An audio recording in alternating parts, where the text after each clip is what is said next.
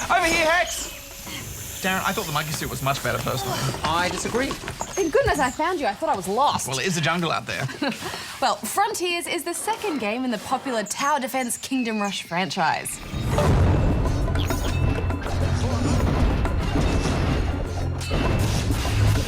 The original Kingdom Rush made its debut on PC before getting ported over to iOS, but this one has skipped PC altogether. Outrageous! I know, Darren, I know!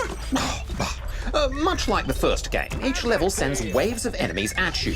Their sole purpose is to march forward relentlessly until they reach your territory. If this happens, it's game over, so you need to block their path with defenses. You start with a small amount of money that you can build towers with, and this is where a big dose of the strategy comes into play. By using infantry towers, you can create a wall of troops to slow the enemy while your ranged archers and magicians rain damage down upon them. It's the tower's special abilities that I had the most fun with. By extending the range of your archery tower, you get a knock-on benefit of extending the range of any nearby towers. So by stacking magicians and artillery towers next to the archers, you can cover a large part of the map. My favourite characters in the first game were the Archmages, who fired lasers from crystals.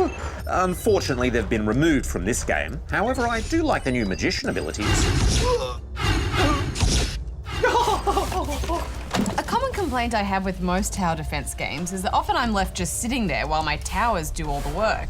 But this game constantly kept me on my toes with the enemies. Some fly and others attack from a distance, so you need to keep adjusting your strategy and upgrading your towers. There's also your reserve troops and a hero warrior that you send as fast response units if you get into trouble. Plus, you can call on a meteor strike if you're about to be overwhelmed. I mean, this non-stop pace really had me hooked. And I enjoyed how intense the boss fights were, although I did think they were a little unfair. Some of them carved new paths through the map, and every time I met one for the first time, I lost. Not because I'd done anything wrong, but because my defenses were built around what I thought were the only paths on the map. It was pretty frustrating, and in general the game's difficulty is cranked up pretty high. I certainly recommend turning it down to easy. It's what I did for my first run through. It's possible the game has been designed to be more difficult to encourage microtransactions. Now that the game has a shop where you can buy single-use power-ups to help win battles. Yes, I thought the new heroes were a bit money-grabby. You only get a handful of heroes included for free, and the best ones, like this fire-breathing dragon, cost more than the game itself. Yeah, that is a good point, but that didn't take the shine off the fun for me. I mean, I still think this game improves on one of the best tower defense games for touchscreen ever, so I'm giving it 8. Well, I agree it's still a great game, but all that microtransaction stuff just really got my goat, or got my monkey. I'm gonna give it 7. Right, I'm off to the real Amazon! Prepare for blast off! Get